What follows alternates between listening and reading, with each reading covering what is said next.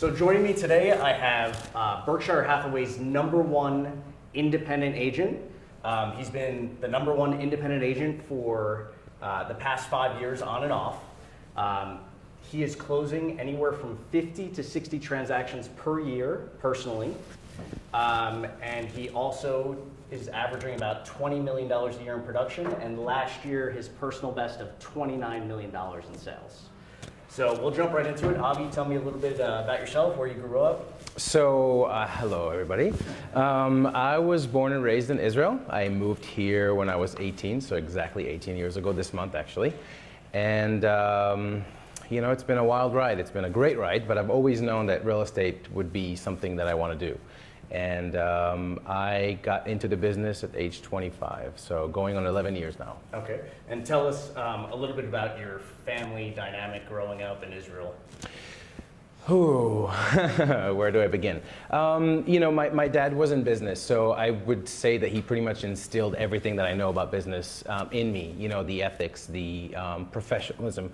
But one of the best things, I come from a fairly big family, but one of the best things that I've learned from my dad is the personal relationships. And I remember as a kid, you know, my dad was in insurance. He had one of the largest insurance companies in Israel.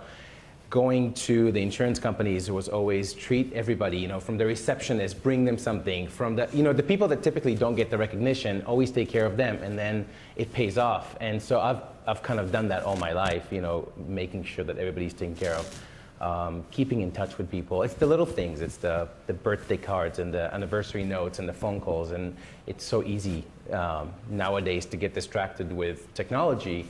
And so I think that's a really, really key part in maintaining a good business. But talking about the family, it's a big family, but it's a very supportive family. I have 3 older sisters. It's good. Okay. And are you the only one here in Las Vegas? I am the only one, yes. Okay. I have a sister in California, in Del Mar. Okay, and how did you land up in Las Vegas 18 years ago? So I wanted to be in hotel management, and so I went to UNLV for that, and very quickly realized that it's not for me, it's not what I want to do. It would take me 20 years to, in my mind, I was going to work 20 years in graveyards and swing shifts to get to where I wanted to be in real estate. And then, you know how I got into real estate with, you know, meeting Florence Shapiro, late Florence Shapiro, at age 24, and it was by chance that I started this. Even though I knew in the back of my mind that I wanted to get into it, it was a coincidence that got me into it at age 24. Okay, so you met Florence age 24 and you immediately started with her team? Well, I met her a year before I was licensed, and it was one of those things where she said, you know, if you one day you get licensed, call me. And a year later I called her thinking that there's no way she would know who I was. She met me, I was anyway, working a private event. Yeah, a year later I got licensed, called her, and immediately started with the team. Okay. And how long were you with Florence and Ivan? So I was with them for 5 years, and then I decided that it's time to break away. Remained very, very close with both of them until this day with Ivan, and broke away to be on my own with the company, still with Berkshire Hathaway, for 6 years now. Okay. And when you started with Florence and Ivan on the team, what was the dynamic for you? What was your part in the team? Kind of my goal was to learn everything, to do everything. I never, you know, being a part of such a successful team, it's very easy to get distracted and have things done for you. My personal thing was always to make sure that I do everything. My mentality was always, I want to know how to do everything, but at the end I don't want to have to do everything. So, you know, down the road, hiring assistants and escrow coordinators and things like that. But I never want personally to have somebody that works for me that knows how to do something that I don't. It's just a control thing that I have, right, wrong, or indifferent.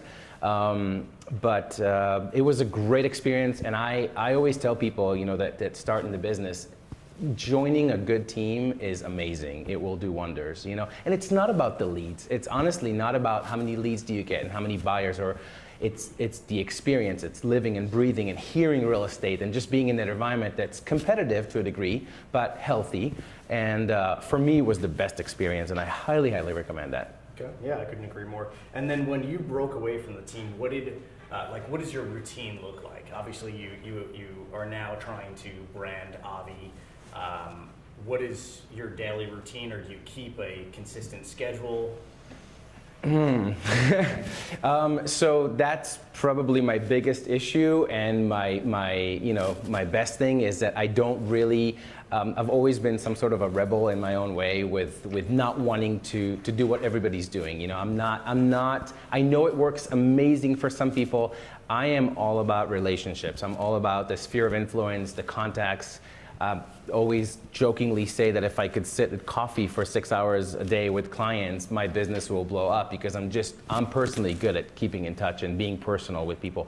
You know, I'm not the cold caller, I'm not the door knocker, my prospecting is basically calling, texting, writing birthday cards, anniversary cards, just keeping in touch, not making it always about real estate, but I'm still 11 years in the business later, I'm still working on coming up with some sort of a routine.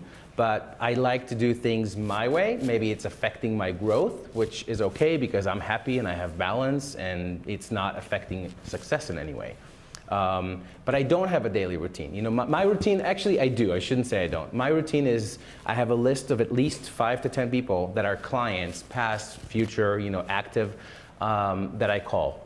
Hey, how you doing? Not making it about real estate, not making it about me, making it about them. And it can be awkward in the beginning, you know, why are you calling me? But I think at the end they get used to it. Yeah, and that's actually one of the main reasons I wanted you to come on here. One, I mean, I've known you for quite some time and I've always looked up to you as a person and the way that you handle your business. And I think it's really impressive that you built a business that isn't what we typically hear of, just strictly prospecting or open houses. You built one on relationships, and I think that's what a lot of real estate agents struggle with is building and keeping relationships with clients. It's usually kind of a turn and burn business where you work with the client, you get the job done, and then you never reach back out to them or you never keep in touch with them. So I think that's really impressive how you handle your business in that way. Thank you. And bringing that up, I've noticed that you have recently done some social media campaigns that I thought were really cool. You have one that's like Coffee with Avi. Can you tell me a little bit more about what that's like and what results you're getting from it? So, you know, in part of, there comes a point where there's so much I can do as one person with maintaining relationships, and there's so many times a year I can hit the same person and, hey, how you doing, you know? So I had to expand in a way and get some new market. It's been working great. I mean, Facebook, advertising, Instagram, it's all about the targeting, as I'm sure you know.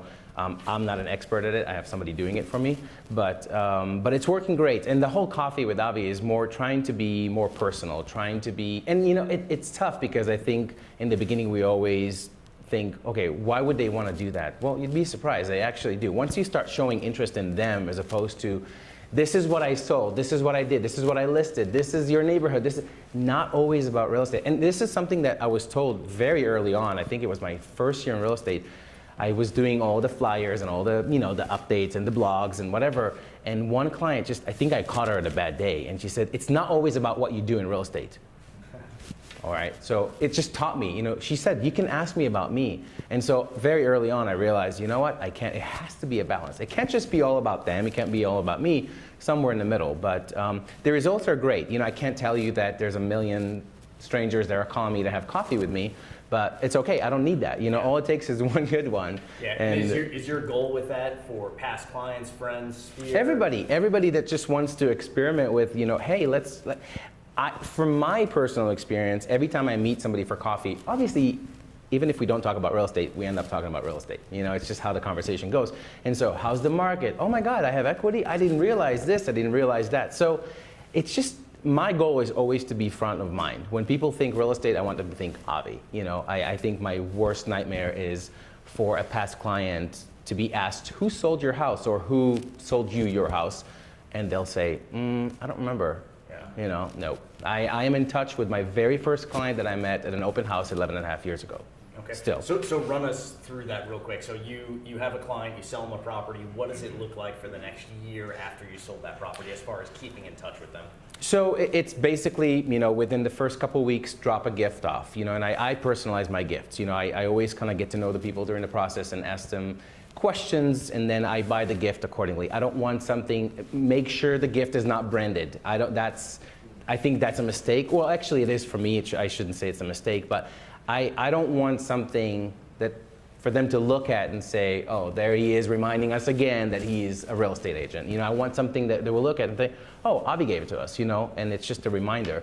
And so drop a gift. I collect the birthdays, the anniversaries. Some people are not comfortable giving some information, which is okay, I don't push.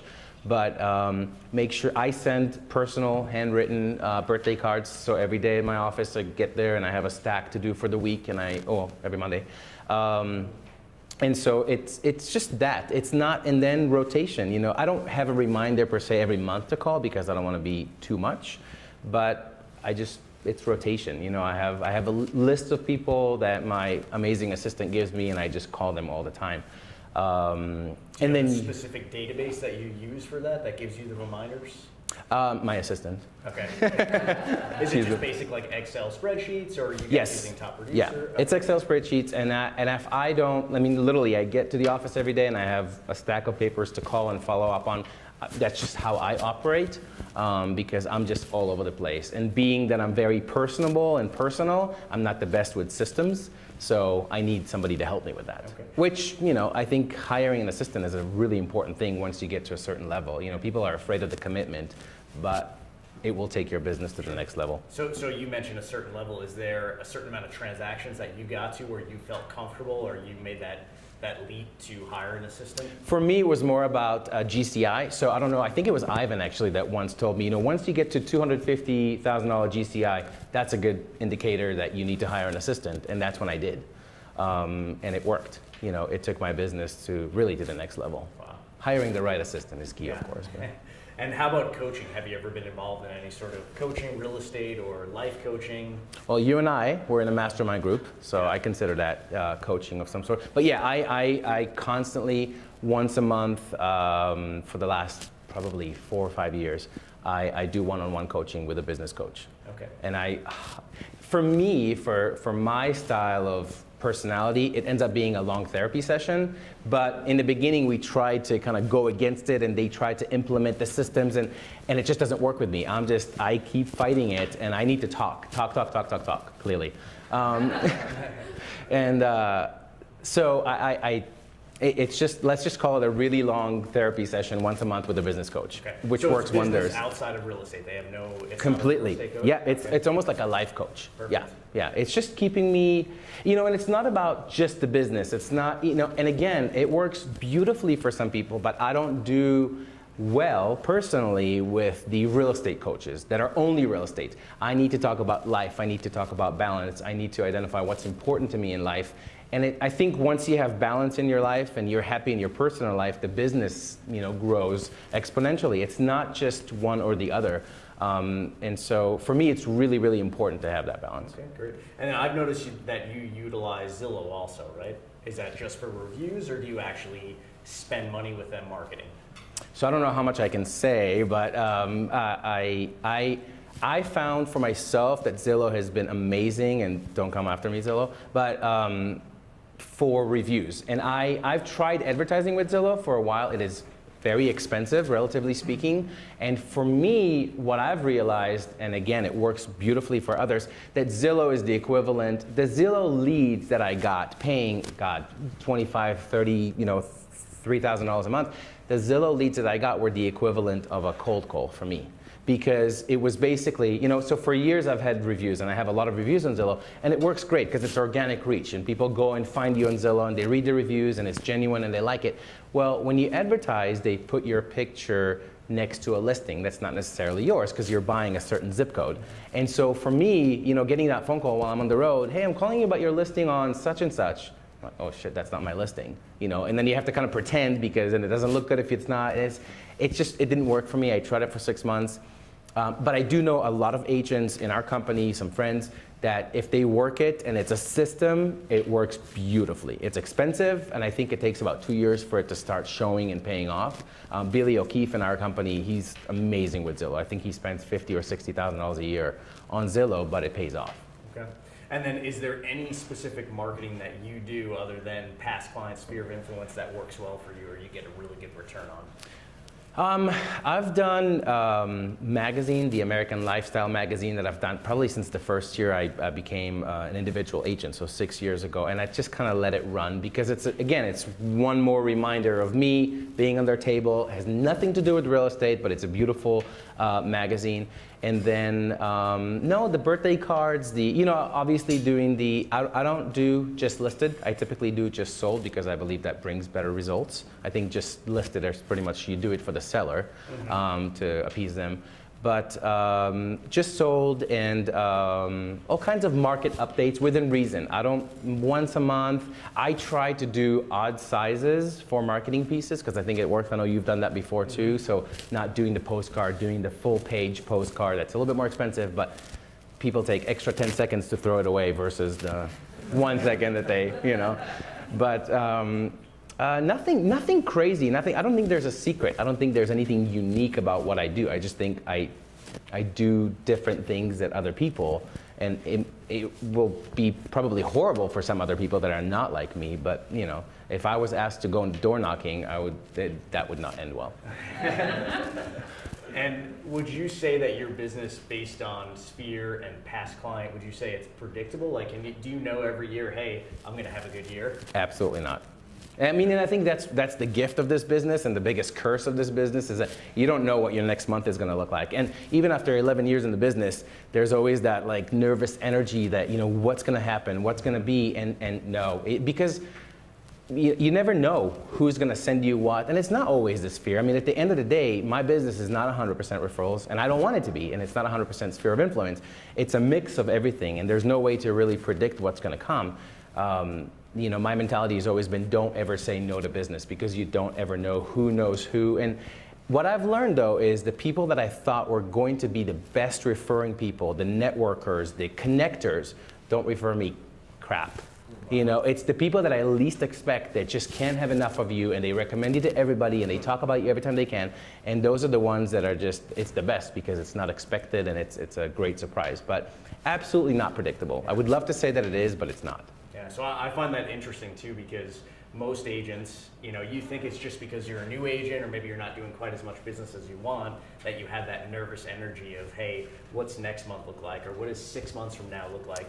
But you, even 11 years in the business doing, almost $30 million in sales, you still get that same feeling. It doesn't go away. But again, it's the blessing and the curse because there's something addictive about it. It's like and I always say, unless you've had a crappy year and it's December 15th, everything could change. Last year, December, I don't remember exactly my volume, but it was my best single month in 11 years. Did I think it was going to be in November? No. And it was great. Yeah. And I've noticed that you work most price ranges, right, for the most part. Yep. So like you said, I think that goes back to you not turning down business because you never know what, that if you're going to have another piece of business or what your next month looks like. So you work all price ranges, but I notice you kind of get pulled into the higher end, right? Yeah, I mean, you have to, it's a business decision at one point. You can't, your time is money, and your time is best used doing some higher end things, but I don't ever want a client to feel like I'm not taking good care of them because they're lower end. And people have a tendency of saying that, well, we know it's not your best, whatever. I mean, I hate that, It's like every client needs to feel like they're $1 million clients, whether they're $150,000 or $60,000. I've sold $19,000 condos back in the day, I remember that.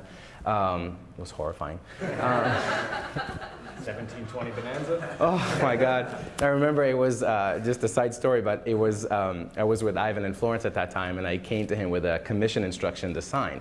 And it was I think it was 2008 when everything just went to shits. And he looks at it and he goes, good job, buddy, $19,000 commission? And I'm like, no, that's the sales price. The $600 commission. I think we've all had quite a few of those.